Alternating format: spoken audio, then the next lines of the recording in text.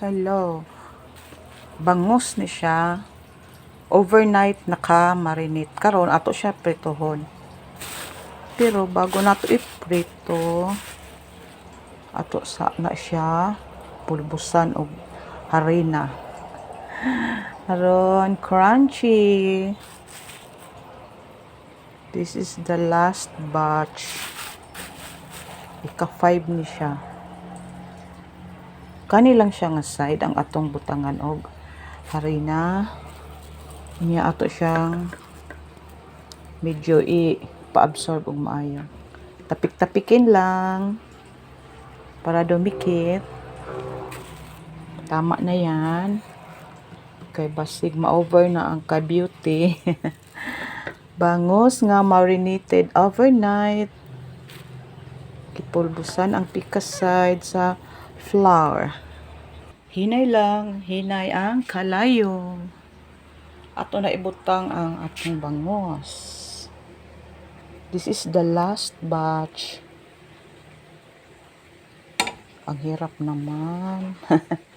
Ayan. Siya po ang atong unahon og prito katong na ay flour.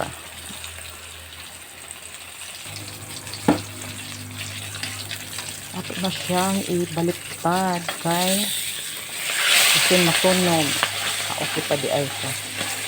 Light brown pa rin. Ayan.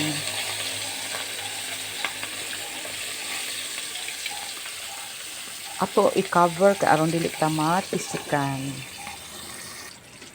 Mo na siya ang 4 kabuok nga na prito na nato. Last batch ang katong naa sa kalaha. Ika-5 siya kabuok. 5 bangos. Ayan, okay na gyud niluto na gyud ni as in. Okay.